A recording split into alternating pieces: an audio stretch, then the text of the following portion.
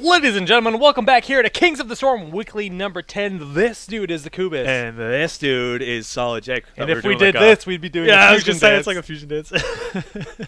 Funny, man. It's funny, nerds. Dragon Ball Zerds. Winners Finals. We are at Winners Finals. At last.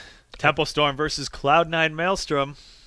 Probably the biggest, most historic rivalry in the North American hero scene. Because these teams both have been at the top for a long time. Maelstrom has seen some roster changes. Tempo Storm did pick up Glaurung, so there have been a few changes between each team. More on the Maelstrom side, but this new Maelstrom squad, they're looking good. They're looking good. We saw some Asmodean last game doing some work. Asmodee. Double Warrior played from that last game. Barrel Boys versus C9 Maelstrom. Of course, C9 Maelstrom did come out on top. Barrel Boys will be sent to the lower bracket. I think they're playing against Wildfire right now, and then we'll move on to play against Morlox Inc. And If they win. Yeah, that's what I was. The winner will face Morlox Inc. Yep. And then winner of that will go on to losers finals to play against the loser of this upcoming series. Very good, very good. Now, Kubi, today's been an eventful day. We saw our first ever lost Vikings game. Almost won. Our Viking dance was legendary. It was a close game. It was a close game. Very close game. That was the first game of the day? Yes, it was the very first game of the day. Wow. What a good way to start the day. It is currently Hoth status once again here at Kubi's castle, where it is snowing feverishly. Is that a thing? You could say that. Feverishly. Outside. I'm trying to diversify my vocabulary, and I keep making up words. Keep changing. That's what a dictionary's for. Keep changing people's surnames. No, it's good to make up words. Is it? It's science, right? That's how science works. You just make stuff up. Kui has been slain. Kui does not agree with anything I'm saying. I don't know what to tell you guys. Apparently, Jake has made his own language up. Modification of English. Jack English? I thought it was Jack English or something. Jack English? Is that what you said? Something to that effect. All right, so we just got a report here from Tempo Storm that Maelstrom asked for a 5-minute break. So they are refreshing their bodies and souls. We didn't get to eat pizza. We didn't get to refresh our bodies. We had to eat pepperoni instead. This podcast is sponsored by Cheerios. Is it? No. Oh, that's a shame. When you don't have time to make food during these all-day casts, you actually just go to the kitchen and you say, what is edible raw? You find a box of pepperoni, find a box of Cheerios, you go at it. Yeah, that is the life of the cast. That is the life. So, when was the last time we saw these two folks duke it out? I believe that would be the very first week of ESL, Major League. Yes. Played the first week. I think you're correct. That would be different roster back then. 3 full weeks ago. Wait, was it a different roster back then?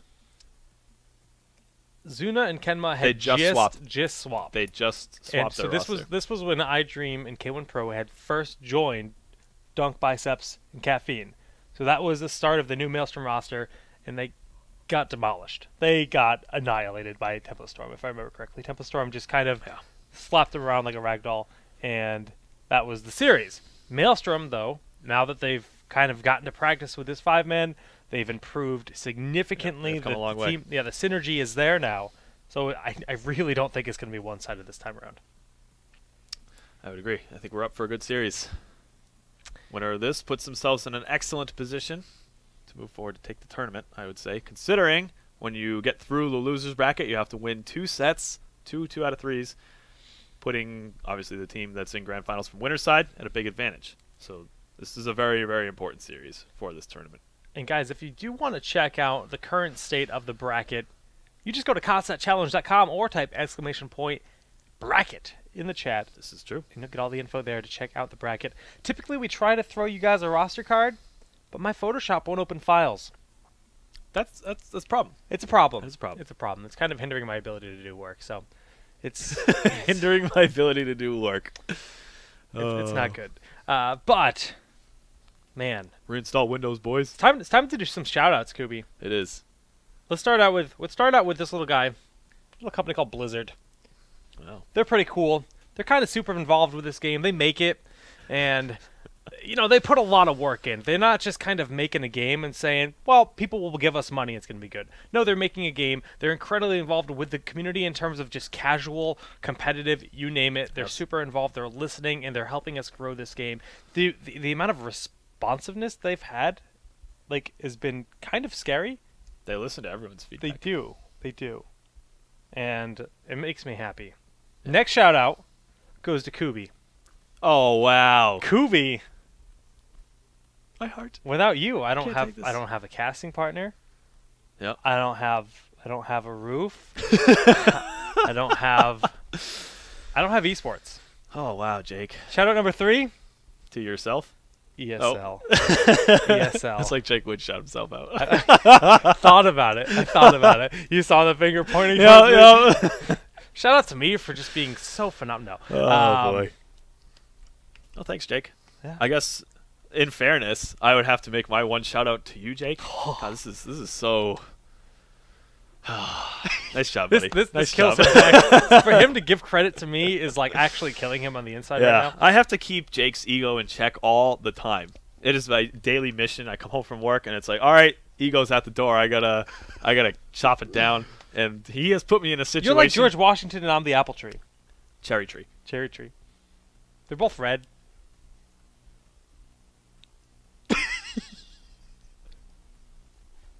Someone could mail a history book to Jake so that he can read about American history. That'd be good. Or, you know, at least convince him to stop making references to American history. That would also be good. Oh. Chat, I really need you guys to keep him in check. You have to tweet at him. You have to yell in chat. Caps, whatever you got to do. They used to call me Stonewall Jackson in school. No, they didn't. No one called you that. Actually, they did. I played football. I was a really good lineman. That's history. Stonewall Jackson? Yeah, he did stuff. Who? Yeah, tell me about Mr. Jackson. Who is he? He had ironclad defense in a battle somewhere. Civil War? History Lessons with Jake. That's going to be a new show starting Monday nights. Oh, no, it's definitely not going to be a thing.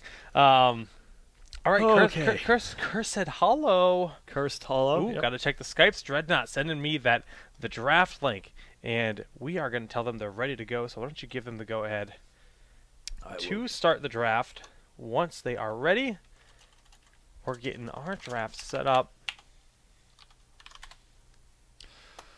Mr. Jackson finds himself on a dollar bill. Which one? American currency. He's on a dollar bill? Yeah. Or he's on a bill, I should say. Not a dollar bill. I have no idea. I don't look at their faces. That would be the $20 bill, Jake. Yo, that's pretty top tier. He must have been good. The 27th president. Stonewall Jackson? Mm-hmm. Sick. Do you know why? I'm do you know why? I was gonna say I'm not gonna agree with you. He was the president. I don't think he was the 27th president. We were like, wow, this guy knows his history. For a second there was like a whole 30 seconds. We were like, I am outclassed right now. I cannot handle this. Do you know why stuffed animals are called teddy bears? Yeah, this probably has to do with Theodore Roosevelt. Yeah, because he loved bears. That's it. That was your point. That was the point you were gonna make. Okay. Time killing here with Jacoby. Guys, so next Photoshop contest. Yes, that's what we're getting to here. This is a dicey Corey and I started out in Smash, super involved in Smash, and then both of us individually got into StarCraft, and we just both fell in love with competitive StarCraft. Okay. We would be watching GSL. And there's this little thing called Tasis and Artosis. They call them Tastosis. The casting Archon. They have a cool name. Well, we're co-casters. I was brainstorming today. I'm like, what could our cool name be? I'm like, Jacoby. And he's just like, Jacuzzi? So, guys, make us a Jacoby Photoshop. It's up to you to interpret what it is. Tweet those at us for our entertainment. I am scared. I'm actually terrified. If you want a beta key... We're going to pick a winner, best, and I'll give you a beta key. Okay. I'll give you a Heroes beta key for the best Jacoby Photoshop. The draft is almost ready, though. Tempestorm and Cloud9 Maelstrom. This is going to be a disaster. Rivalry. See, as these long casts go on, we tend to get a little bit more silly. No, I stay completely professional. I don't. I talk about teddy bears. You could have you almost had that one. You just had one more factual point, and it would have been okay. But you're like, do you know who likes teddy bears? Theodore Roosevelt. And that's it. That was your. I think there was more, but I wasn't sure if it was factual. I didn't want to be wrong. No one's gonna look that up. You could have just said it, and everyone's like, okay, sure. Kidding me? My entire stream is full of historians. Only historians watch Heroes of the Storm. Saturdays, they're busy at work being historians all week, but on the weekends, they really enjoy a good Heroes of the Storm cast, right? Yeah? The things that come out of your mouth. Love it. Hey, I think we have a draft up, Jake. Look at that. Yeah, we do. We're looking at that. I'm looking at the chat, and this is the anti-history channel, apparently. I love it. Solid Juby. That's a terrible name, King Caffeine. That sounds like it could be interpreted in some pretty bad ways. No, do not +1 Solid Juby. All right, the draft is underway, and the first band is going to go on to Sergeant Hammer. The map is Cursed Hollow, and that just shows that the power of the Hammer Slammer extends beyond the Shire of the Dragons. They played Hammer both games. You know what's funny? Arthlon was on that little show that we do. Yeah, he was. He was on that show, Town Hall. He was on that little show 2 weeks ago. And I recall him saying, I don't get why everyone likes Hammer so much. But now, all of a sudden, we have the Hammer. Played both games that we casted for Temple Storm. Could be indirectly just called Arthlon a dumb man. I like it. I'm putting words in your mouth. don't think I said that. Nope. Yep. God. All right, we have a Hammer ban. We Illidan have an first Asmodan pick. ban. An Illidan first pick. So this could be the Illidan Sonya. Could just If they let be him have the lone Illidan if they want. No. They could go Rhaegar Uther. They have the potential to grab one of those top tier supports at the very least. They could also go Sonya if they're going for a dive style. I don't know. I don't know when the last time these guys played each other. Like we said, it was probably ESL. Major League, that was 3 weeks ago. Maybe they've played in a... See, the thing is, Maelstrom doesn't enter as many tournaments as Temple Storm does. Right? So the times that they meet up is not too often. And especially now that they've been picking up steam, now they're making it further into the brackets, they have a higher chance to meet up. And that is what we see. Okay, Rhaegar. Do they go for Uther as well? You know, I really like Temple Storm just taking Rhaegar. If they don't go for Uther, I don't think that's a problem. But Rhaegar Illidan have so much synergy because you have that Metamorphosis, and when the Metamorphosis can have the potential of being Ancestral Healed, it's actually just kind of insane. So they're opting for Nazebo, and I think that's very smart here because Nazebo is not going anywhere anytime soon. The Ravenous threat is always going to be real, and I think Maelstrom's going to pick up ETC. ETC, Sonya. Yeah. Incoming. Oh, actually, Sonya Uther would also be pretty good if they want to go Sonya route. I'm just loving the Sonya play lately. Loving it. Kubi, of course, is in heaven because he has Sonya, Hammer. And Hammer being banned out. Like, first ban is Hammer, and then Sonya like rising in the meta. Those are his two gals. He's got posters of each of them in his room. Yep. Standard. Uthu. And then we're Sonyo. Sonyo. Do you think Sonyo likes Froyo? She must. I think she actually owns her own Froyo shop. It's called Ha. Oh God. Why? Uther? It depends on what they want to do, C9 Maelstrom here. If they want to go for lockdown style, they have the option of going Sonya. That's fine. They can go for double healer, pick up Malf. That's also fine. Yeah. So they haven't necessarily locked in their strategy, and I'm guessing that's why they're taking so long with this last pick. ETC. Go for the ETC, which is still quite neutral. I think it's really pointing towards one or the other. It's still like nice though. It's like a good, right. It's not a bad pick at all. Right. ETC's hands down the strongest tank right now. Stitch is not too far behind, but I think they're pretty even. It's situational depending on the compositions, but in the current meta, yeah, ETC does have. We've only had one Stitches ban, multiple ETC bans. Yeah, good week, point. So good point. Tempo Storm has also not really shown their hand in terms of what strategy they want to run. They could also pick up Malf. I want to talk about Sonya Sonya again. Okay. You know the sound effects when she leaves, the ha? Yeah.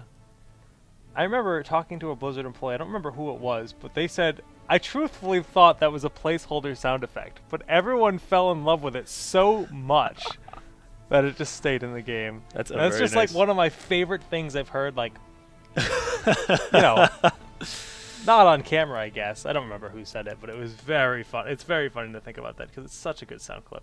Almost as good as Bra-O.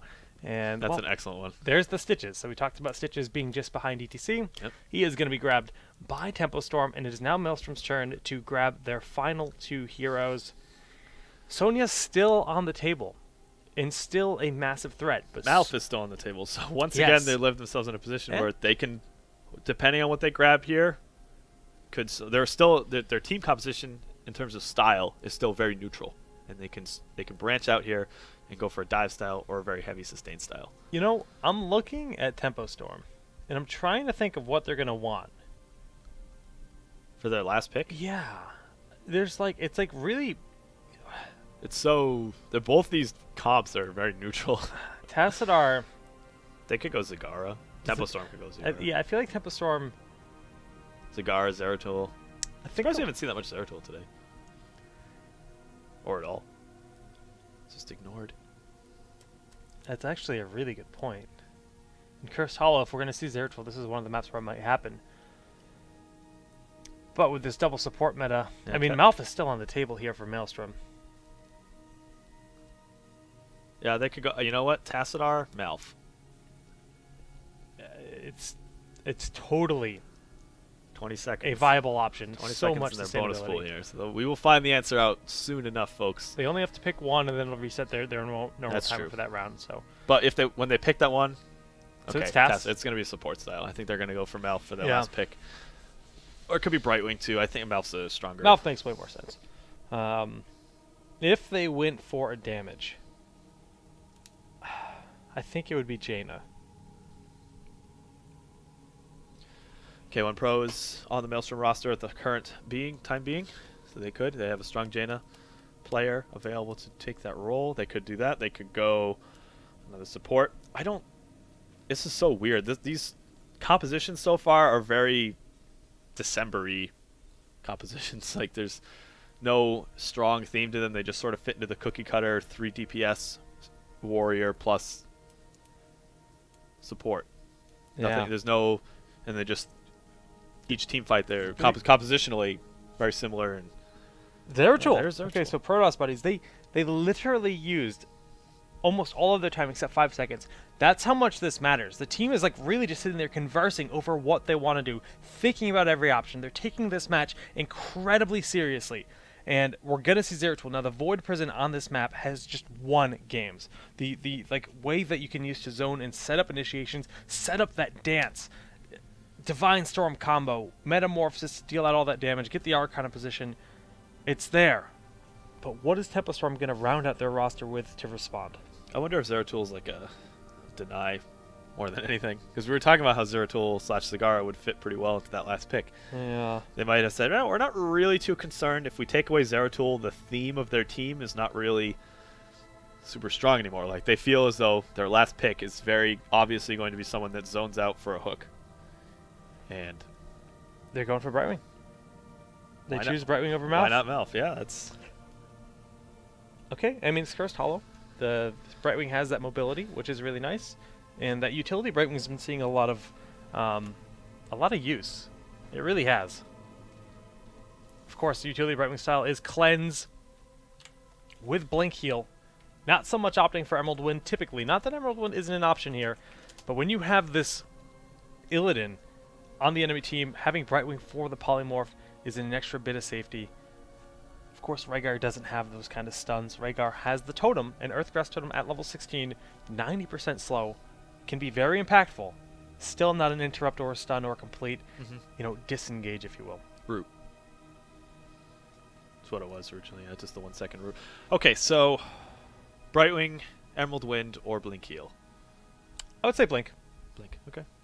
I would say Blink. Very sustain heavy Yep. style. Okay. And you think the polymorph is enough to disengage any of the team fights they start? Not disengage, but to... I mean, it's a counter. neutralize. It's a counter to the dance. So if King Caffeine does opt for the dance, yes. I don't think we'll see dance, though. I think when they see Brightwing, they're going to say, all right, we're going to go stage dive. Stage dive is huge on this map. King Caffeine typically actually does lean towards stage dive on Cursed Hollow. And it just gives you that global presence because you can just sit there in the top lane, soak, and then stage dive into battle once you're needed. Especially when you consider Illidan too. You can stage dive Metamorphosis in the same place. Suddenly you have this huge presence in the fight, right on top of them. And when you consider that, you know, maybe that does make Brightwing the right option. It's tough. It's tough. I think the decision for Brightwing is very difficult here, but both styles make a lot of sense for different reasons. Yeah. Okay. It's good. Good insight to the support decision there. I think those are some. Oh. It's okay. They don't see that. Shh. Production stuff. They don't know. They don't know. Production stuff. It's okay. I'll introduce the teams. It's no problem. It's okay. Okay. And we are going to Cursed Hollow here in game number 1 of the winners finals of Kings of the Storm weekly number 11 between Cloud9 Maelstrom and Tempo Storm. I think you got a fix there. Looks nice. I hope the teams are on the right side. Viewers are going to love it. Looks so good. They're gonna love it. Cursed Hollow game number 1, best of 3 series, winner finals of Kings weekly number 11. I'm pretty sure you just said all of that. I did just say all of that. We're gonna say it How again. exciting! And guess what? The teams are on the right side, and our first team on this blue side with the Christmas totem. Who are they? That would be Tempo Storm, and for them playing, we have Soldier on Stitches, Dreadnought on Brightwing, Glong's going to be playing Vala, Arthlon on Rhaegar, rounding out we have KO on Nazebo. Hello, friends. I am happy to meet you. You already said that one. Gosh, yeah. Minus points, Arthlon. We already saw that. It's stale. Well, on the right side of the map, we do have our other team, and it's going to be Dunktrang playing as Uther, iDream on Illidan, K1 Pro playing as Zeratul, Biceps will be as Tassadar, his Protoss buddy, and King Caffeine rocking the cow. Kubi, I have something to tell you. Oh. I have to confess because I didn't tell you this immediately, and I should have. Uh-oh. When I was casting last Friday with Zoya, we heard the moo again. Did you figure out where it was? No. What causes it? We have no idea. Oh! We have no idea what causes the moo. A Merc camp was getting grabbed, and ETC. Was it Dragonshire or Cursed Hollow? I don't remember the map on that situation. It was Dragonshire when we saw it. Was it super hype? I bet it was super hype. Oh, I was. Was it as loud as it was before? Yes. Oh man, that's so great. It was full on. It was full on moo status. Full on move status. Okay, let's talk about these lane configurations. They are a bit off of the standard. Although we do have the 3-1-1. It's usually bottom lane that's being tested out first. But I think the reason that they're putting the pressure on this top lane is because they have the Giants more accessible to back up on, and then it's not like on Dragonshire, right, where there's Giants on both sides for the bottoms of the lane. Now it's the map is symmetrically I forget what it is. Rotationally symmetrical. That's it. Rotationally symmetrical. So not quite the same for each lane. There's advantages for pushing out one lane or the other. And they say if we're going to put pressure on, we may as well do it on the top. Of course, I'm talking on the Tempo Storm side of things. Do it on the top here so that we can fall back, take Giants, and also apply a good bit of pressure. Jake is very much amused by this Harlequin Nazebo. That's actually my favorite set of colors for it. It looks very nice. I know you disagree, but you're just wrong. You're just wrong. I'm sorry. I'm just wrong. No problems there. Those brown, yellowy tones, they just don't do it for me. It's yellow and black, actually. Well, a lot of damage is going to be done from that Singularity Spike and the Side Storm. The Protoss buddies just doing what they can to scare off that creepy clown thing. And they're doing a nice job there. We see these two players, iDream and K1 Pro. This melee squad can rotate around the map, and they are going to be picking up the bruisers quite early in the game. Alternatively, yes, we see that they were actually waiting there. They were about 5 seconds ahead, waiting for those giant camps to spawn right at the 2-minute mark. All the mercenary camps appear on the map, and it would seem as though this heavy pressure, Merc camp-wise, flying just before the first tribute pops up, maybe a new strategy that both these teams are. And you know what? This is a very early curse spawn. The curse can spawn about 20-30 seconds later. And with this curse spawning so early, those Merc camps are going to get the extra power to them. Because if you had the additional 20-30 seconds, you might be able to defend those, blow them up before the time comes. And oh wow! The wave is going to actually just barely clip Dreadnought there, but he will end up getting the tribute. Okay, so there's a bit of a trade experience. We see Cloud9 Maelstrom has opted to leave Tassadar off the top. He's going to clean this wave up, also soak the experience. In exchange, Tempo Storm picked up the first tribute on the bottom side. So yeah, like you said, so that gives Maelstrom a slight lead here in the experience on the first game of the series. And just looking at the builds, everything seems to be pretty much standard. We're seeing we're actually seeing Scion Fusion instead of the Conjurer's Pursuit. Nothing major to say about that. And the big one that's very different is actually Zeratul. Sustained Anomaly was picked up at level 4 instead of Gathering Power, which I have never seen a Zeratul grab anything other than Gathering Power. It's actually been rising in popularity. That's this Sustained Anomaly. Okay, the AOE, so that I guess he has a little bit more damage output during those team fights. And there's two reasons behind that. One, you look at level 20. Zeratul now has Rewind, so that means he has quadruple bombs. So it increases the power of those bombs. And two, Gathering Power took a bit of a nerf in the last patch. So with those two combined, players are starting to say, okay, this is actually a worthy option to consider, especially if we know we're going to be using level 20. Good points, good points. I'll be keeping an eye on that, see how often he's hitting clump targets to get that AoE splash. Cool idea though, it's fun to see teams experimenting with these new types of talents. Things get tweaked or altered in these patches. Sometimes these new pickups are grabbed and they become new standards, so cool to see. Well, Glaurung is going to be able to pick up the second tribute of this game, making it 2-0 for Tempo Storm. But this top lane has not been soaked. Maelstrom's been putting the pressure on. They have almost a full level lead, and they're going to take out this final tower, giving them even more experience. Pop that Oracle just to make sure they're safe. They're going to finish it off. Yes, and we see the Tempo Storm has rotated to the bottom lane to take the Golem on their side of the map. And that's, of course, between Arthlon and Glaurung. That's a cheeky play. How does Maelstrom respond, even if they become aware of it? They may not. I mean, at this point, they can probably guess, considering the absence in middle lane and only 2 other heroes showing. They might be thinking, okay, they're trying to do something cheeky with a hook. They're going to find out in just a sec, as this boss is going to get picked up right before the tribute spawns. And this is actually kind of a weird spot for both teams. On the side of Maelstrom, they're about to have 10, so they have the advantage for this tribute. But they have to defend this boss too, so how many people will they send to the boss? Looks like just Dunk Train right now, and I'm surprised Tempo Storm's not pushing harder with this. I imagine Tempo Storm's going to give up this tribute. It seems like a yeah, they have to, but very bad idea. So you're right, Dunk Train at the bottom, but there's also a Golem pushing top lane, and they picked up the tribute as well. I'm just curious as to what the advantage was to giving up those tributes early for the experience, although it didn't seem to pan out all that much. I imagine it'll be a fort-for-fort trade on both sides. Yeah, very even game right now. Heroics have been picked up. Why don't you walk us through the Tempo Storm Heroics? Yeah, let's do that. Okay. Tempo Storm side of things, we do Putrid Bile, Blink Heal as we're expecting, and a stage dive in. Going to be pressuring Dreadnought in the back line.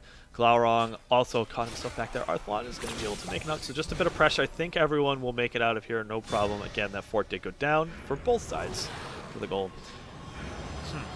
All right, back to the heroics, and then I'll explain some thoughts about these golem lanes that they're pushing out pretty hard.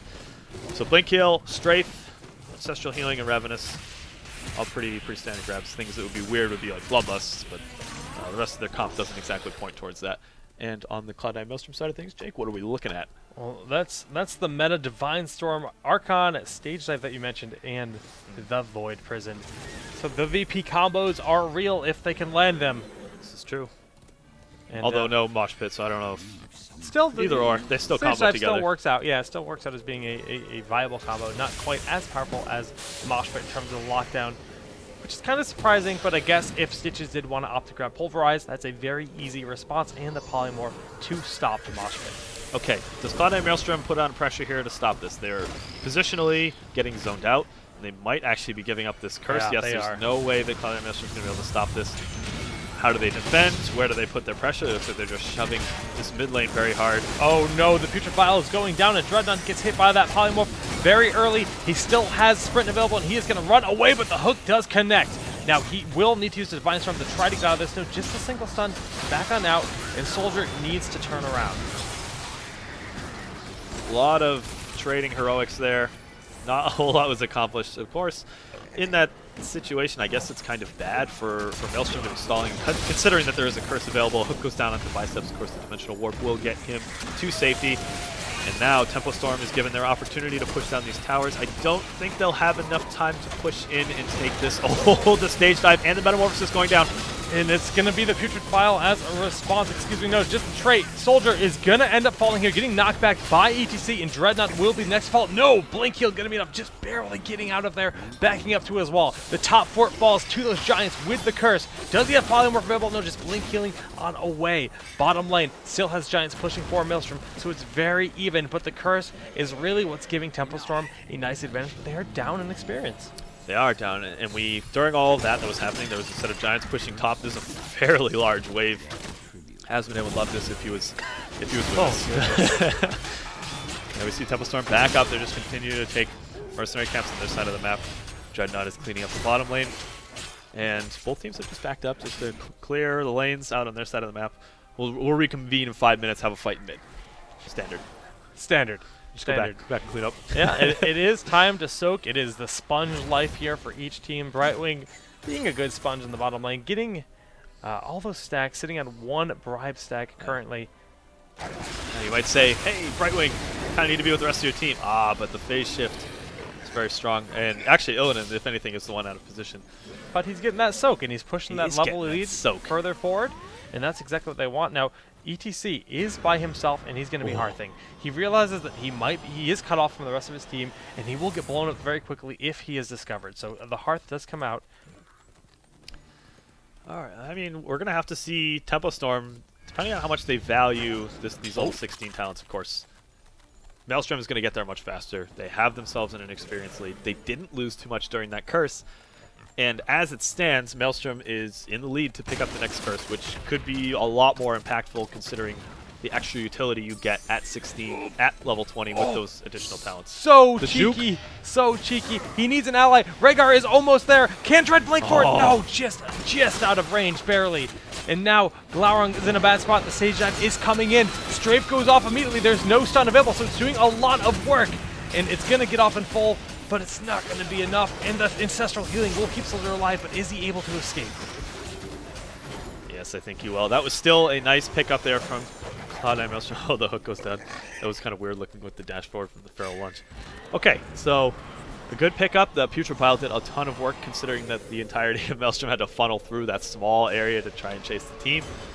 That's probably what kept everyone alive. Still, they were able to get Brightwing, keeping themselves even further in the lead. They had that level 16. While this was going on, Tempo Storm caught up a little bit in experience. Do we have that next tribute spawning? Or they already grabbed it? They just picked it up, so it is 2-0 now on the tribute count. Of course, the first curse did go to the side of Tempo Storm, and Tempo Storm needs to just kind of sit back, make sure they hit level 16, get even on talent advantage, and they're very close to that. We see the Bruisers are going to be picked up by Maelstrom in just a moment, and Tempo Storm is starting on their boss, and they will be in just a sec here. Yes. And no need to be afraid of Zeratul. Of course, they were checking to want to make sure that they weren't giving too much information up. He can no longer steal those boss camps away. That was something that was updated in the last patch. Again, I want to talk a little bit about how much each team is prioritizing the lane for Tempo Storm, bottom push lane, and for Maelstrom, the top push. And we've noticed a lot of games that they go quite a bit in advantage to the team that has pushed out their golem.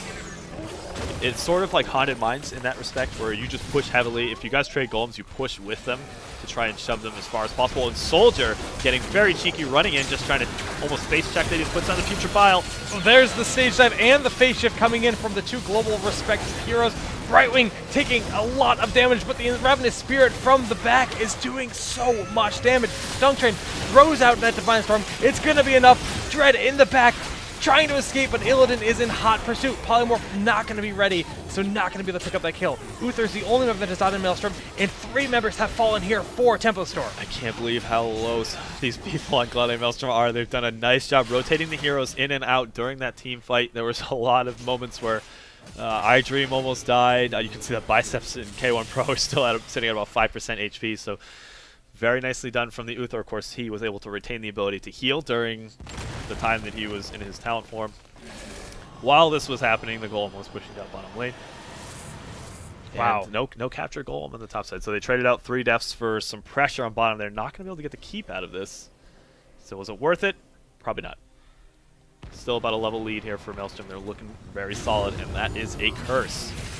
Yeah, I mean, I gotta say, That just did not go well. The stage dive did so much, and now Maelstrom has a pretty good position. They're going to be able to pick up their boss uncontested while this curse is going on. Structurally, Tempo Storm is in the lead, but this curse should negate that. They're going to probably, well, they have options. They can push down in the top lane very hard and very likely get a keep out of it. Or they can try to back up to clean up the remaining structures. I guess it would just be the mid lane. It looks as though that might be the case. They're just going to clean up the Knights that were just spawned. And no, King Caffeine is running down bottom lane. Yeah, he wants to make sure he can get that extra soak, maybe catch someone out of position. They do not know the location of Tempo Storm, although they should assume that they are going to be defending that top off, and that's exactly where all of them, except for Brightwing, are going. Brightwing using the sprint, trying to get out of the situation, and he's going to get back to his lane. Again, we're seeing sprint opted instead of the ice block, but yeah.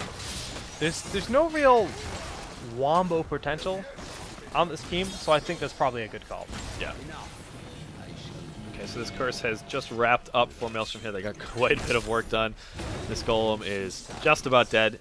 Got a sizable amount of push breaking that wall slightly, and some pressure on the bottom lane from Maelstrom. How does Tempo Storm defend? Yeah, I mean, look at the levels. 19 to nearly 18 for Tempo Storm. The grind to 20 very much in the favor of Maelstrom because of the amount of structure damage they got during that curse. Right. And the boss will not be up for some time. So just a bit of information that iDream is collecting here. Wants to see where Tempo Storm is passing through. Could have found himself in a dicey spot, but the rest of his team was not too far away to return back to help. Getting a hook down on King Caffeine. Not going to be enough. And Soldier is very, very much out of position here. Is he going to find himself getting... No, the ancestral healing is just enough to heal from there. And that Ravenous is just going to town. Dungtrain has to walk all the way around to throw down that stun. Glaurung is getting caught out of position. That Divine Storm out of Dungtrain is doing so much, but he backs on out. Glaurung able to unload some damage, but Zeratul will clean him up. The poly just a little bit too little too late. Arthalon, can he hop into wolf form? I'm not sure if the Suns are available. Yes, he's going to be able to get out of the situation, and the chase continues. 4 members remained for Tempo Storm. Brightwing coming back in with that phase shift, and they pick up the kill.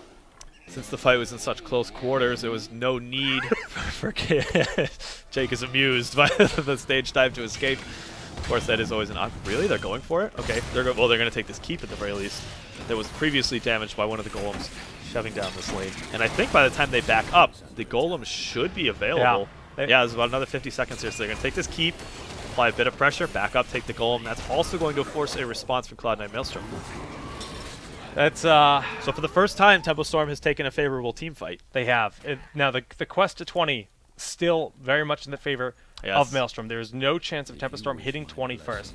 You mentioned the boss. Well, that guy's ready in about 25 seconds, but the tribute spawning here. So what do they opt to do? Maybe they send Brightwing down to at the curse, but that's too risky. So I think they really need to just kind of clear up this wave, group as 5, and meet Maelstrom at the boss, who's currently picking up some bruises.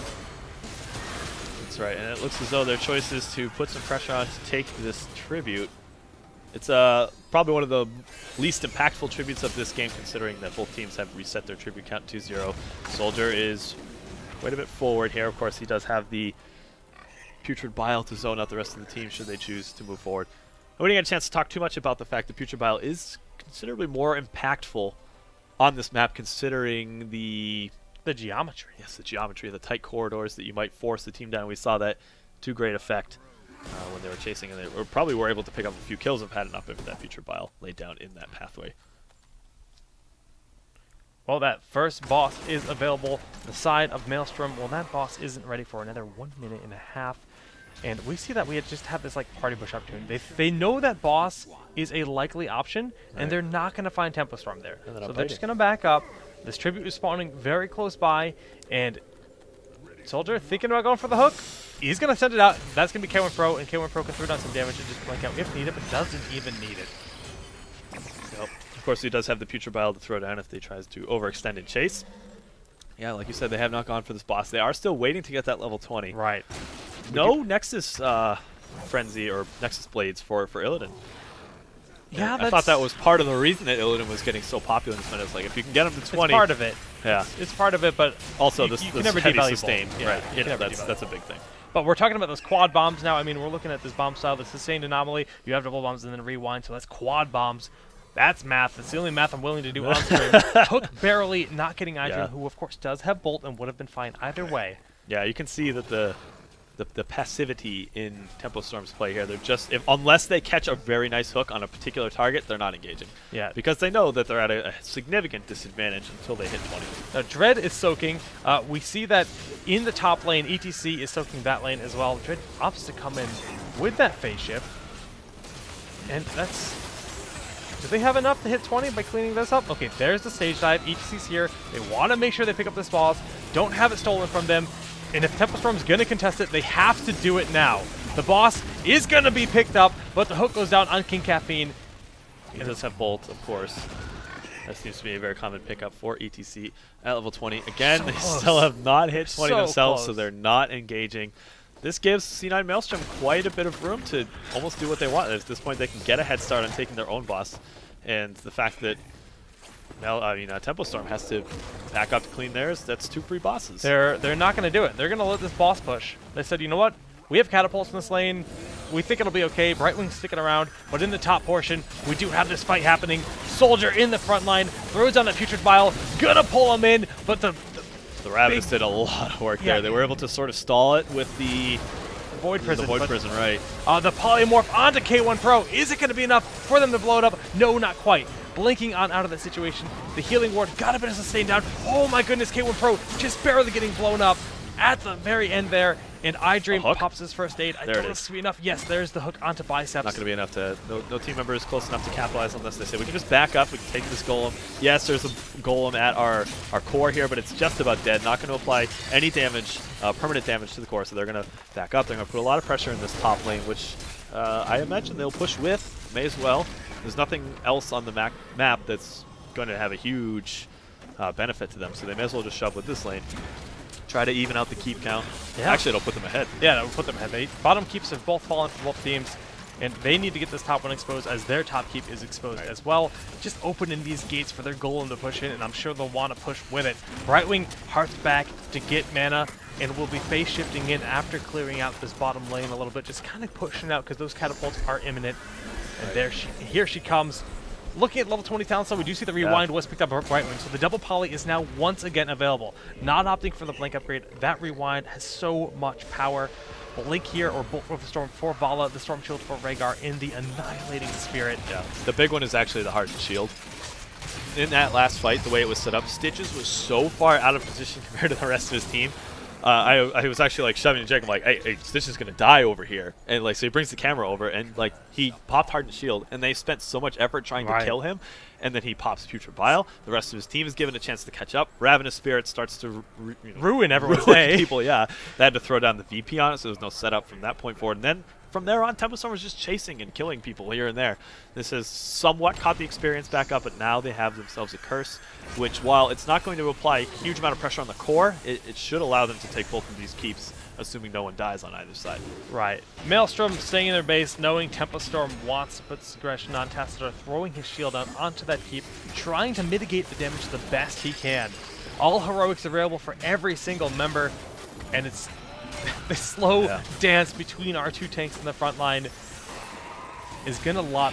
That's what it's going to come down to. The Putrid Vial has been doing a lot of work. It's a combination of Soldier and KO on their respective heroes. It's and dictating how the team fight's starting. We see that King Caffeine has been poly rewinded. He does get the chance to blink out. iDream metamorphoses in to no effect. He kind of has to back out there.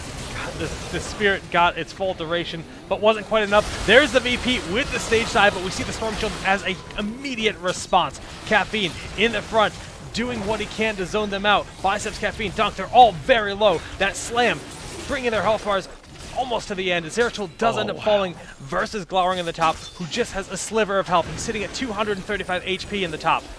I am shocked that Zeratul was the only one to fall during that fight. Tempo Storm manages to clean up the keep, and they are going to back up and just take map pressure here, because considering only the one death, going out to the core would be very risky at this point. Yes, I mean, they got the keep. Let's get some more experience. They've now taken the level lead back just barely. And all the 3-4 members remaining from Maelstrom, they just went back to their core. Their Hearth. What's it called? Hall of Altar of Storms? No, I think that's Hall of Storms.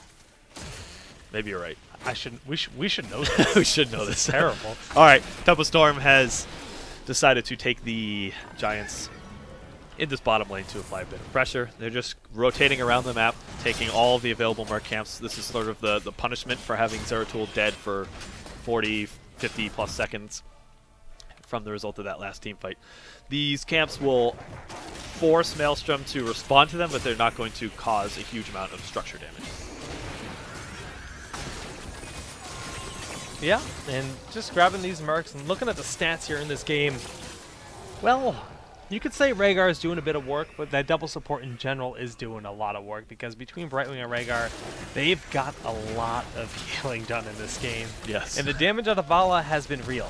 Yeah. I mean, over 20,000 damage over any member on the opposite side of the team.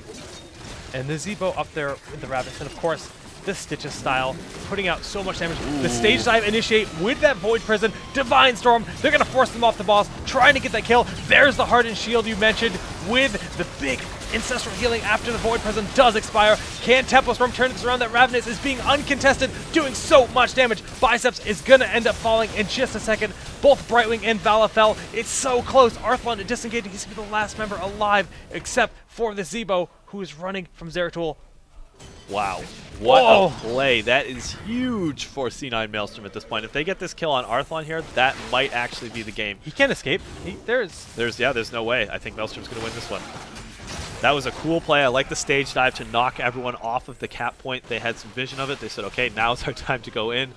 The stall from Arthlon, it's cute, but with the Golem pushing down this lane, and now the pickup on KO and Rhaegar there. That's game? That's it. C9 Maelstrom takes game number 1 of Winners Finals of Kings of the Storm, weekly number 11. I'm kind of speechless. It was a sick play. It was so good by both teams. The Void Prison stage dive was so on point. It was. Everything about it was time. I mean, they almost capped it back with Soldier just about walking around ETC to get back onto the point, popped Hardened Shield and Putrid Bile, but it wasn't quite enough. And they left 2 people back to clean up Soldier, and then they just got super aggressive. They didn't have Soldier to peel for them. Right. They had to stay on the point to try and capture it back. And we saw that a lot of their DPS dealers got eliminated right away. So sick plays get you sick games, sick wins. Yeah, that's all there is to it. I mean, we talked about these teams. They've had quite the rivalry for quite some time, and you know, we said a few weeks ago, Maelstrom got stomped by Tempo Storm, the new roster. But this roster is really, you know, kind of they've ironed some things out. They've got the synergy now, and here they go taking the first game of the series versus Tempo Storm, unanimously considered to be the best team in the North American scene right now. So Maelstrom making waves. Making waves, but they're not done yet. They still have to take at least... That's my wave pool. Is it? You sit in the float and you make waves? Questionable. With your float in the wave pool? Very questionable wave pool. You have to work on that one. Okay, I'll practice it during the break. That said, we are going to game number 2 in probably about 5 minutes or so. We'll get that set up for you guys. I mean, they took one game here, but they got to prove themselves just a little bit more. If they want to go to the grand finals, they got to take one more win. Tempo Storm, they got some work to do too. So we'll see what happens. Stick around, guys.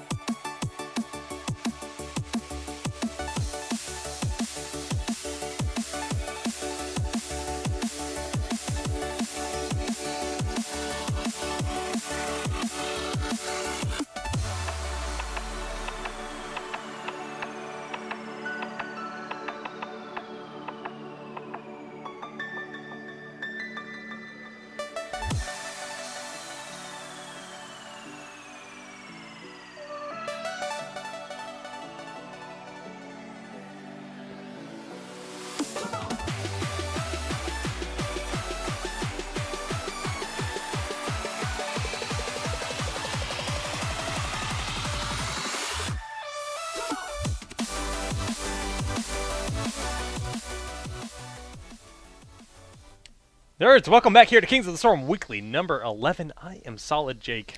And I'm Gooby. We got some sweet photoshops of us with mustaches from Tom Tom 1. Oh, So good. my Keep goodness. them coming, guys. Those are funny. Those, I was giggling way too much. You know what I'm giggling about? Who stole me bottle? Gah, who cares? Blackheart's Bay. That's a pretty good pirate voice. Oh, you like that? Yeah, Nice, thanks. I'm pretty impressed. Now, guys, I'm going to give another shout out now Ooh. to Kubi, who is almost at 400 followers on Twitter. I am. You should go Guys, follow him. Follow me on Twitter. Help him surpass that number. Expand. Apparently we're swimming now. I don't know what this is. Is this a swimming technique? No, That it's sounds pretty like bad because your hands are backwards. But yeah, this is how Mario swims in 64. Right? Oh, why did I get kicked from the lobby? Oh, I guess we're not cool enough. I'm still in the lobby. Okay, I'm back. Oh, you declined it. I am a jerk. I have no words. I'm calling I have them no out. words. Maybe in Skype someone has sent you a Stormcraft. Oh, no, we got that ready. You just tell them that we are ready. Awesome. Wow, these guys are so good. Okay, so Blackheart's Bay for game number 2. Game 1 going to Cloud9 Maelstrom. That means the Temple Storm opted to go to Blackhearts. This is a map they're comfortable on. We've seen them counterpick with Asmodan on this map. Last time I saw them lose a game, they came here with Asmo. It's true. It is true. I think that was versus Barrel Boys or Murlocs. One of them. It doesn't matter who it was Barrel versus, Boys, I but think. Okay. So, we know this. Maelstrom knows this. Maelstrom is also quite seasoned in the Asmodan style. Asmodee. So, I suspect one of the two teams will ban him out. I really can't disagree, but it's such a tough call. Indubitably. So, I think that both teams have prepared an alternate strategy. They'll run Asmodan if they're given the chance. If not, I think they probably both have some, or at the very least, Temple Storm has a strategy available because they, of course, picked this map. Right. It's going to be fun to see it play out, but Asmodan is definitely going to be a massive threat. See that Dunk Train is informing us that he's having some Stormcraft issues, so we would have to remake this. Yeah. Well, we've got 55 seconds for it to correct itself, so hopefully that happens. Okay, Sick so comeback last game. That game was looking cool all play. Temple Storm at the end. I mean, it was back and forth through the entire Yeah, series. Maelstrom probably had the advantage up until, I don't know, level 14, 15 or so. Temple Storm strung together a couple nice series of kills through those team fights. We saw it was pretty much like once they hit 20. That one fight near the boss Well, yeah, was looking real bad but it was for cool. Maelstrom. Like you said, Maelstrom had the lead, and then Temple Storm came back, and then Maelstrom took the lead. They hit 20 first, put Temple Storm in a bad spot where Temple Storm couldn't fight. They hit 20, they took it back, they wanted to end the game, and then just one big team fight out of Maelstrom. That was a cool game. A lot of really, back and forth, really like good you were game. saying, and then that one really clutch play with the dive into the knockback into VP to And steal the boss. With a rivalry like this, yeah, should expect nothing less. Can't ask for better games. You I will can't. see another game just like that. On Booty Bay! Yeah! Where the draft has begun. And Exciting. Temple Storm has first pick, first ban, so they're looking for that ban. Do they ban out the Asmodan? I doubt it. I don't know who values it more. That's the tricky thing. I think one of the two teams is going to ban it out. I don't think Temple Storm will. I think they might even first pick it. It's a bold No, they statement. don't. Well, okay, they do. Okay, they do. Okay. All right. All right, prove me wrong, Temple Storm. I was going to say they don't need to Prove- ban it because they can force Maelstrom to ban it because they have first pick. Yeah. Interesting, though. So they obviously don't have that same idea of playing on this map for the Asmodan. Maelstrom's going to ban out either Illidan or ETC. I think banning out one of the two supports would be odd. They might know something we don't know. There could be something cheeky like maybe they ban out Sergeant Hammer. Maybe they ban out Nazebo. I don't know if double support has... I think that if there's one map where double support could be undervalued, it would be this map. Explain. I say this because of how PvE the map can be. Right. And sometimes if you can just go around the map being as safe as possible, having eyes on them, and collecting coins, you can avoid a lot of team fights. You do need to win a team fight. It's true. It's It's true. There's true. the Illidan ban. I'm not saying that we're not going to see double support. Right. I think it's less impactful here. Okay. Temple Storm given the choice for first pick here. They take it, and I think they're going to go for Nazebo. Gah! Hammer Slammer. I said it might be her. Tempo Storm's been playing around with her. Remember that we saw them play against Asmodan? What was their response? Hammer. KO looked very strong. Yeah, The he really did. hammer ETC combo. They were pressuring the structures as much as humanly possible with Hammer. Good coordination there to just the zone for Hammer. ETC was pretty much glued to her side, And providing saying that, knockbacks and stuns. I think Maelstrom has to pick up ETC in this first pick, because otherwise I'm pretty sure that Tempo Storm is going to pick up ETC up no matter what. But at the same time, Stitches is a great counter. So there's ETC and Rhaegar. So Tempo Storm is going to want to pick up Stitches. Because I think Stitches plus Nazebo. or Uther. Yeah, you're right. You can't give up Uther. So they can let Stitches slide. I think it'll be Nazebo Uther. Yeah, I mean, the fact... I don't think that we would see ETC Stitches. It's not out of the question. We have seen double tank before. It's just incredibly uncommon. What do they go for here? Now, this is actually a tough call. What to do? What to do? Such Hearth. Okay, there's an Nazebo and Malf. What did I say? Uther? Okay, so they go for support. We've seen this before. They like Tempo Malf. Storm has been choosing Malf over Uther. I'm okay with it. I'm okay with it. Now, it is Maelstrom's pick. They do have the potential to grab Rhaegar Uther. We know how powerful that is, but is that what they want to do? There's a lot of big picks on the table. Sonya Uther is available. That's terrifying. Vala in general is massive. They've made a huge play with Zeratul in that game. Zeratul is phenomenal on this map. Excellent points. Lost Vikings will not be played. It is sad. They were played today. It was a glorious endeavor. Glorious endeavor. Undoubtedly. Indubitably. Indubitably. Terrible word. That's a great word. What's wrong with that? What's wrong with that word? See, Steve throwing out the keys like T-shirts at a concert. Does he have a key gun? Fire them out to the crowd. All right. It seems though Maelstrom is dipping into their bonus pool. You know, when I was a kid, Yeah. I remember those T-shirt guns, and I thought they were the coolest thing. And I remember watching The Simpsons. I think Ned Flanders' wife was killed by one, and then I was terrified of them. Oh, was that where she got hit by it and I then think knocked so. off the bleachers? Yeah, I think that's how she got killed. Very impactful episode. And I remember like actually going to a baseball game or something, and one of those guns was there. I was terrified. I was probably, I don't know, 14 years old. Yo, was I right? Did I say that Sonya Uther would be grabbed? Yeah. Kubi is actually just full flex mode right now. Oh. That's why he has so many Sonya posts. You see, he says, I aspire to be Sonya someday. Sometimes I see Kubi trying on the red wigs, sitting there flexing in the mirror, saying, I want to be that. Oh, slay me. It's too much. All right. Dive style, boys. That's the name of the game. Leap into Divine Storm into dance. Now, there's a lot of things that pair well with the ha-ha. And the ha-ha... Zeratul. Yeah, Zeratul is one. That is one. The VP Leap, that is the classic. It doesn't work the same way, though. You have to time it now. Well, yeah, back in the day, you could leap into the Void Prison that was already sitting there. So Sonya would be frozen in air, and the instant the VP stopped, the leap would hit. But now there's a bit of a delay, which is just because that was too much of a... There was no skill in setting that up. It was just way too easy to initiate. Although, to be honest, since it doesn't stop channels, I don't get why that interaction works the way it does. The VP? Yeah. It's a specific case. Yeah, I think it's a very it's specific case that they... Never mind. I thought they got triple support. I was like, what? So...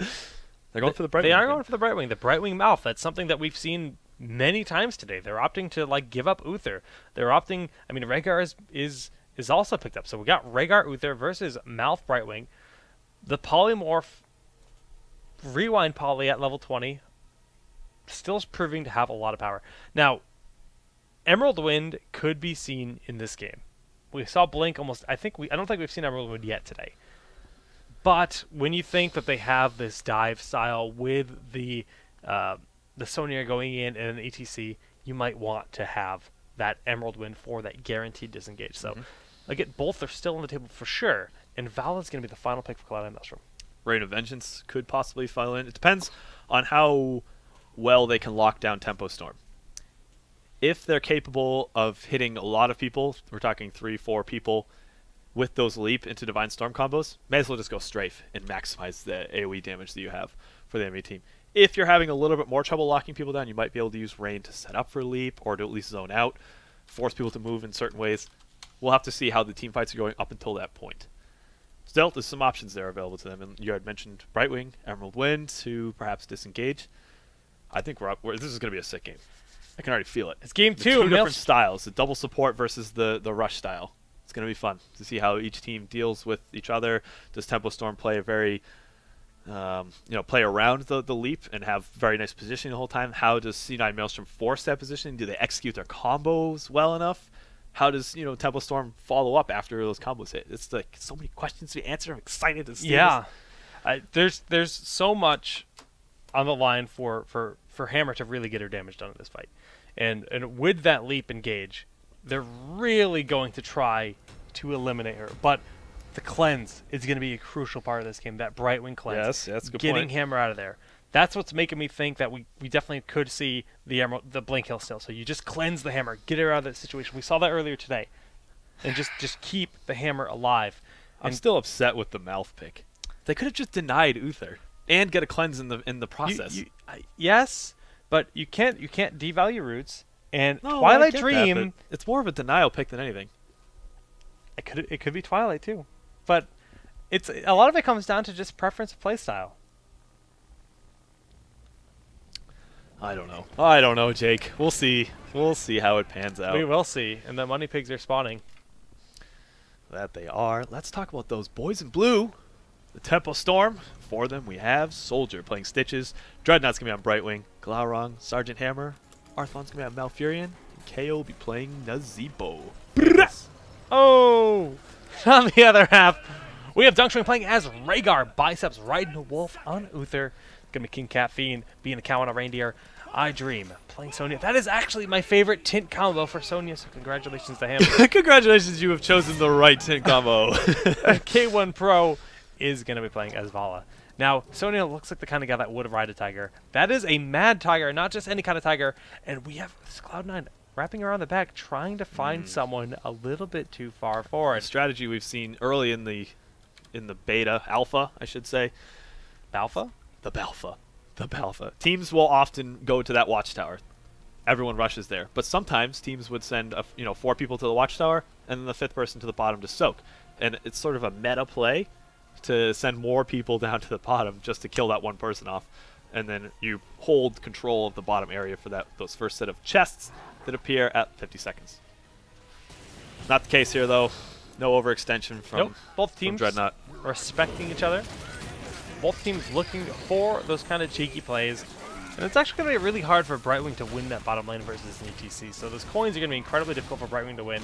But it looks like this Siege is really going to do a good job early game, helping zone out Maelstrom. It's wonderful positioning, just zoning out this chest enough and get that hook on from the Biceps. Going to do a good chunk of damage. 5 points in the top tier for Tempo Storm. And that bottom chest has not even been touched at this point. Didn't even go for it, yeah.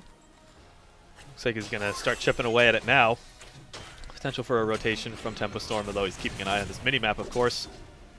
Wants to see where everyone is, and he should be able to get this uncontested with the help of K1 Pro. Dreadnought has caught himself into a bit of a tricky situation. He's going to have to blink out just in time, and he does. That was actually just perfect. Yeah. He waited for the stun to be used. Yeah. He threw the poly down, phase shift out. Very calm, collected Brightwing play. A happy Fairy Dragon is an alive Fairy Dragon. Would it be the other way around? The live Fairy Dragon's a happy Fairy? I kind of bungled Bungle. Thanks for just making sure everyone knows that bungles are real from Solid Jake here. Just make sure you put them on blast for that. Thanks, guys. Gosh. Appreciate it. Thank you, Koopy. You're welcome. Yes. Onto the bus. What a co-cast. Megabus.com/SolidJakeGG. Here comes K1 Pro down this bottom lane. Soldier just kind of poking around saying, hey, do I have to stay here? Nope. My little Fairy Dragon's here to soak this lane, and I can go eat some pirates. Eat the pirates. Indeed. I thought perhaps that Sonya was going to do a bit of murking. Instead, have opted to put... How do they know that this is going on? Farsight. That's right. Farsight was thrown down by Rhaegar, opted that instead of Feral Heart, having complete vision. They're going to wait for that to expire, find Dreadnought in the bottom, and try to pick up this gank. Not going to be enough. The poly there as a response. Oh, those final hits coming out of Vala, nearly picking him up, but at this point, the protective shield going to be enough to stay alive. Sergeant Hammer has chosen Excessive Force as the level 4 talent, not getting What am I extra looking range. at? I've never seen a Merc camp done like this with Hammer this early. Super far away, yeah, getting that splash damage. Extra damage to minions and structures. Glaurung is also the one that's on Hammer, which is usually KO is there. Yeah, But since they true. have Nazebo, they figured we'll rotate Glaurung over. So Excessive Force doubles the knockback distance of Concussive Blast. This is a very weird build. This is a very respect build. They say, okay, ETC zone in the front line, you want to dive on us? This is actually really pointing towards Blink Heal.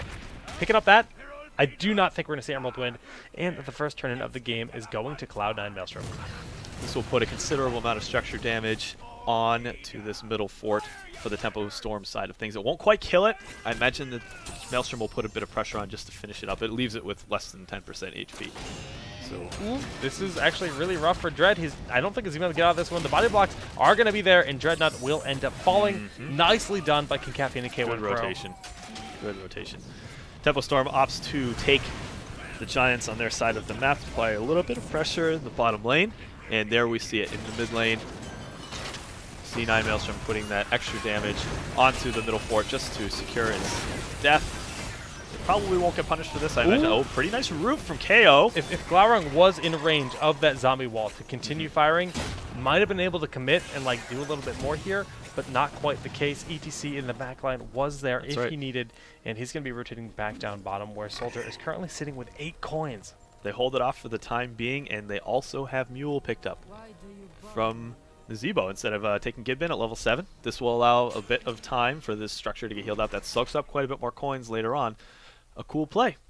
They've also opted to not grab Cleanse in favor of Clairvoyance. So now they have double vision in the form of Farsight, the level 4 talent for Rhaegar, and Clairvoyance. It's been some time since I've seen a Clairvoyance picked up. A Clairvoyance and a Farsight seems like overkill, but they Does. want to be very aggressive with those dives, that very dash style. Look at the extra knockback for Glaurung. Does he have the boost available? He does, but he's not going to use it unless absolutely necessary. We see one of the vision talents was used here, and now Furion is being dove on by iDream, but with the phase shift and the Soldier stitches, going to be enough. And Soldier just got in a full turn in here for Tempo Storm. He did. That is going to apply the same amount of structure damage to the mid lane. Oh, did they start it already? I can't tell if they've already done enough structure damage. I didn't quite check that before the turn happened. The habit to drop the mule at that distance, there used to be a bug where the mule needed to travel X distance before it will actually select a target. Nowadays that's been fixed, but it's just an old habit that players still have. Level 10 available for both teams. In the current time, let's talk about some of the talents that were picked up. We do see Emerald Wind on Brightwing, Putrid Bile, Napalm, Strike, Tranquility, and Ravenous Spirit. All pretty standard picks for those heroes. Yeah, I mean, so much control over this dive style with the knockback and the Emerald Wind and the Polymorph. So they have a lot of ways to stop that aggression out of ETC and Sonya. Here comes that stage dive. It's going to find Soldier in the front, but they are able to back on up.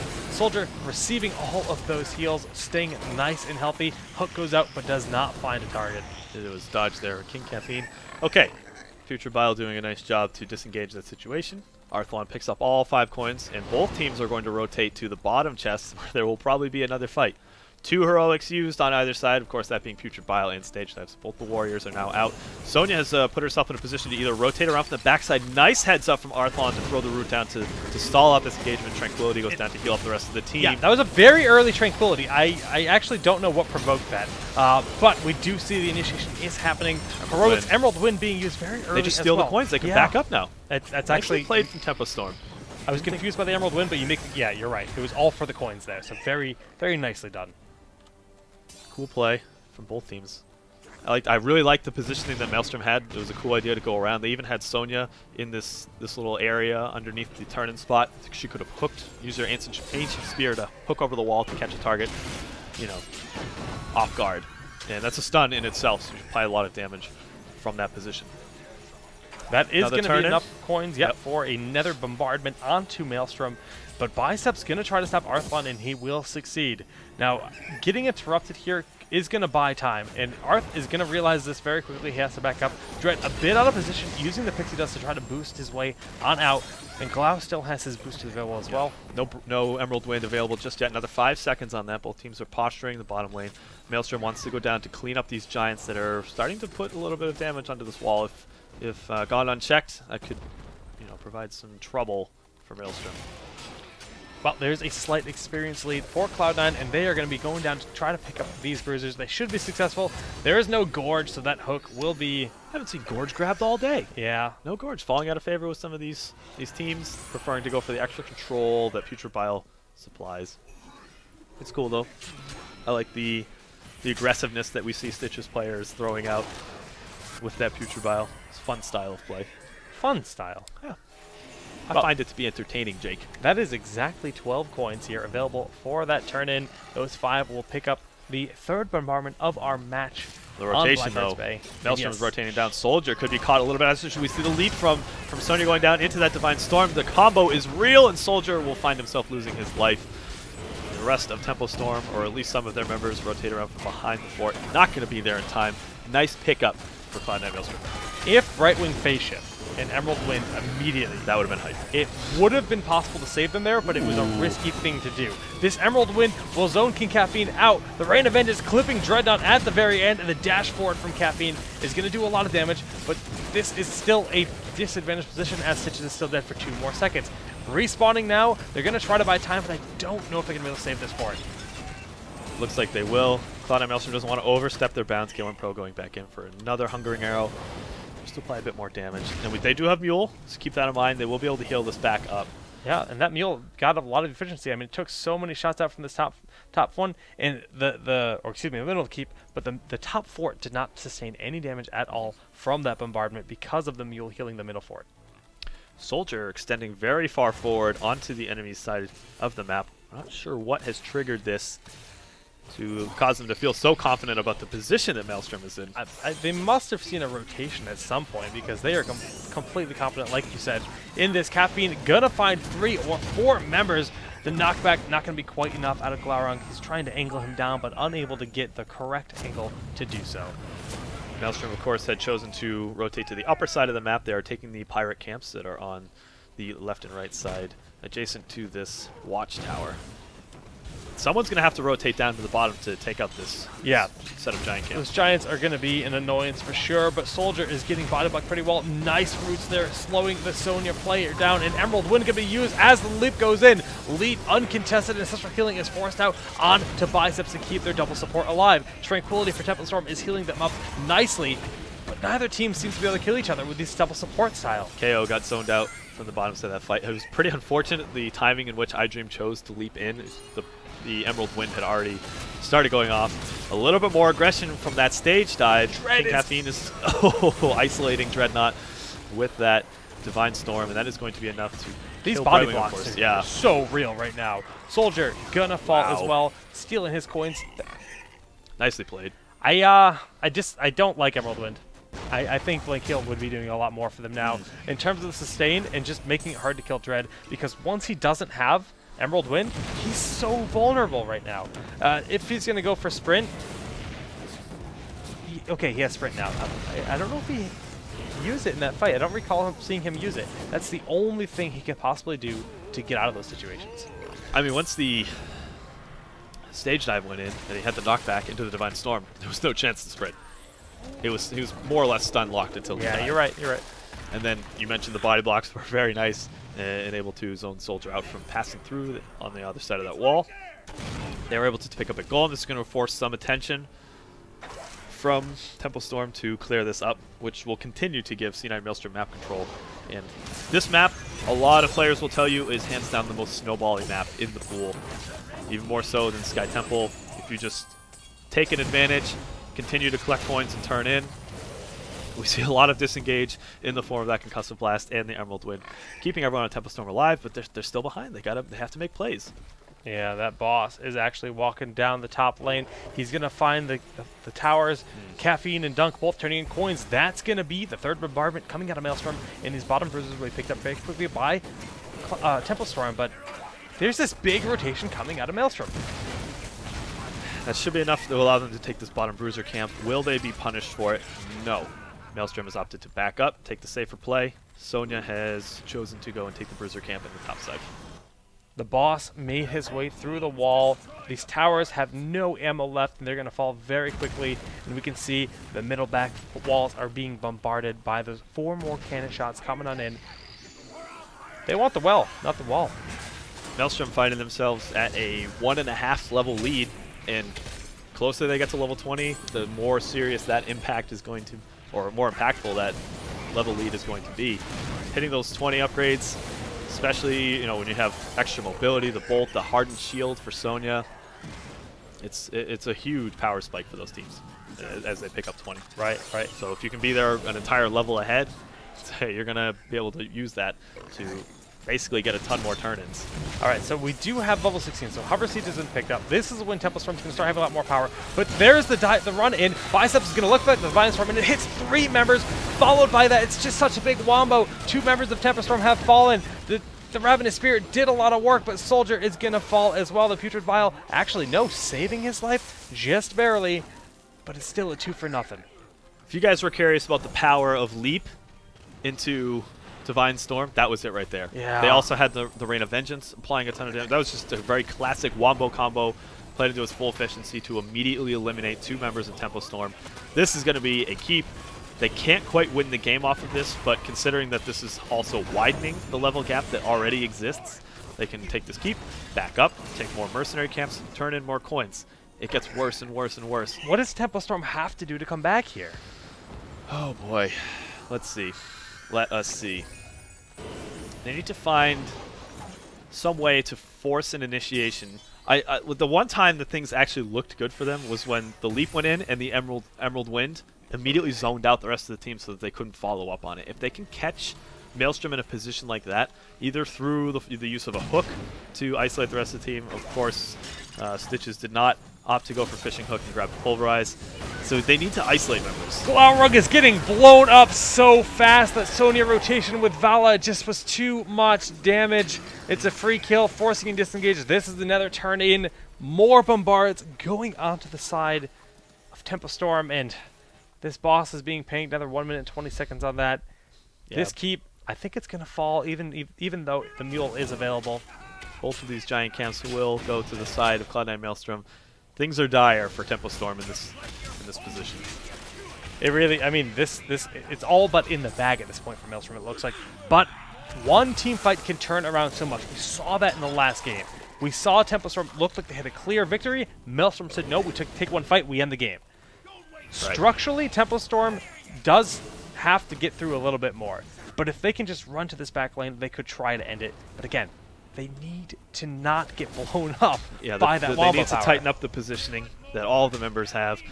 And I think that was what I mentioned about the exciting part of this game. It's like, how is Temple Storm going to position themselves so that they don't get caught by this wombo combo? Wombo combos used to be incredibly popular, like, what, 6 months, 9 months ago? Yeah, the start of the alpha, It was the way to play the game. Yeah. And to VP to set up combos. How did teams get around this? No, there were no nerfs that happened. Teams just got very good at positioning themselves in such a way that only one person gets hit by any of those AoEs that initiate the wombo combo. We're not seeing that here. We're seeing multiple people get hit by the Leap, which then feeds into a Divine Storm, feeds into a Rain of Vengeance, feeds into people dying very quickly.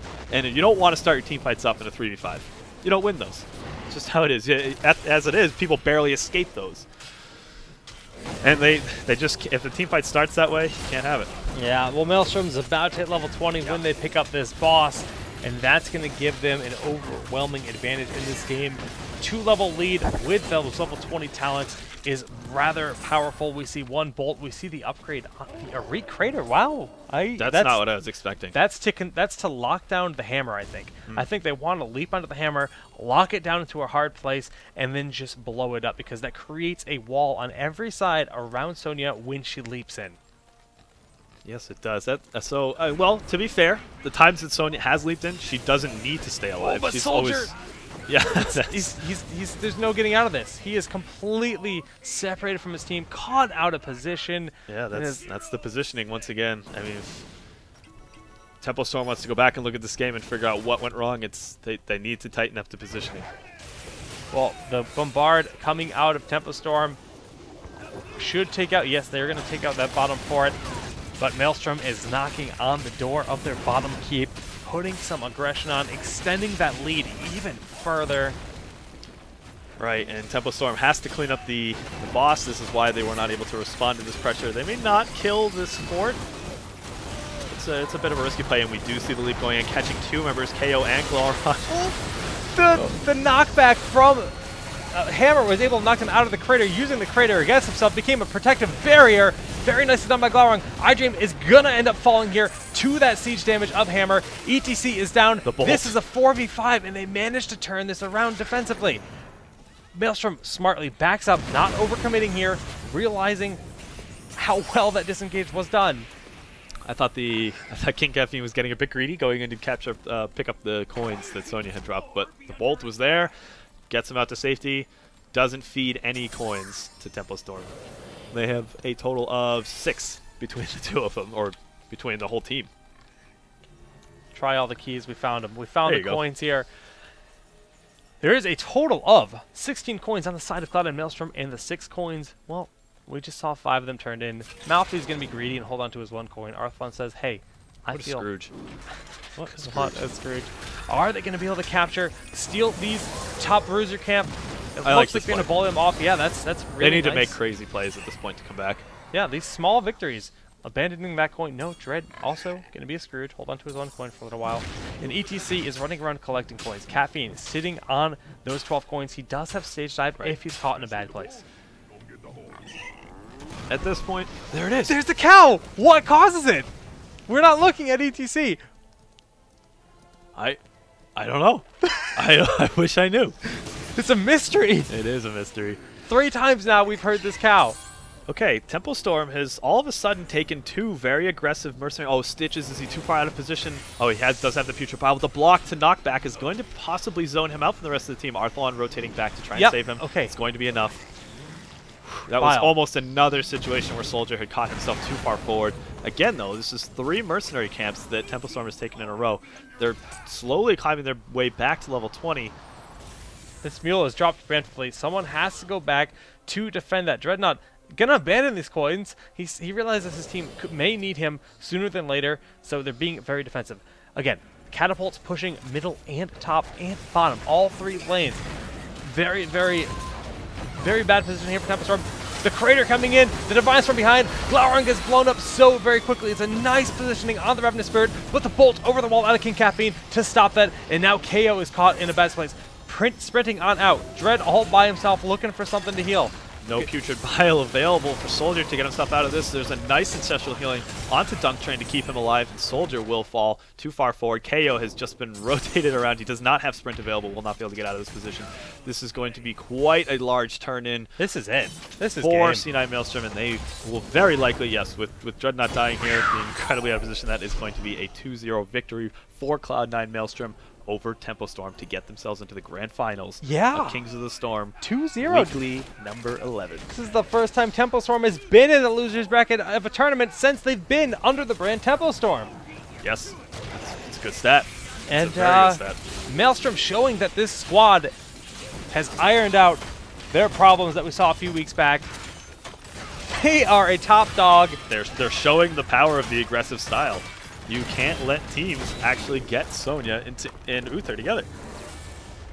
As crazy as that sounds. ETC. Yeah, ETC on top of that just provides so much more control if either of those heroes catch themselves in a bad position.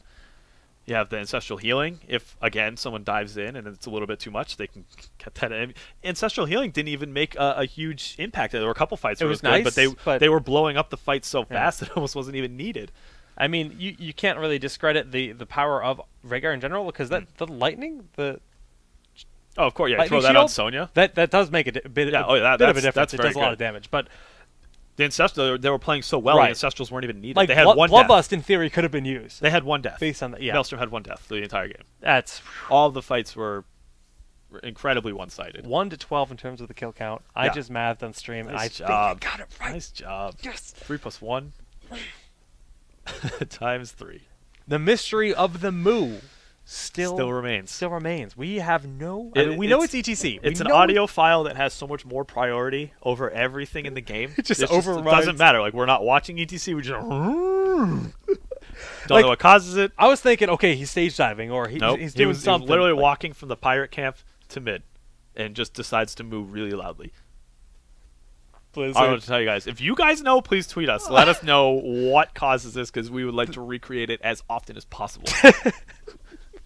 It's probably the greatest sound file in the game, hands down. No, I mean it's tough. We're talking about the ha, we're talking about the brrr, Yeah. and the and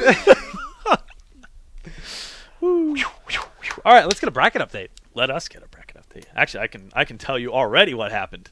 Boom. Ooh. I think Ah, so. ooh. Barrel Boys went to the lowest bracket. That's what we were waiting for. They did take their 1-0 victory over Wildfire. Of course, the entirety of losers bracket, aside from losers final, is best of 1. Is it losers final best of 1? Do we know? I'm almost positive it's 2 out of 3. We'll double check that for you guys. Pretty sure it's 2 out of 3. Let's find out. I'm gonna message you, Steve. Keep That's talking. it. Okay, yes. Murlocs Inc. advanced over Cloud9 Vortex. We casted that game. Yes, we did.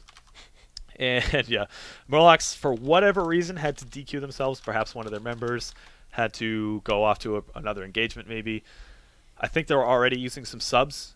Oh, not subs, but the extra people that are on their roster. Lady as KotS is. in place of Atlanta. If I Yeah, so Atlanta was already not present today. They probably lost one more person and said, okay, we have to bow out now because we just don't have enough players to play. So Barrel Boys will take the victory over Murlocs Inc. They advance to the losers finals to play against Tempo Storm now.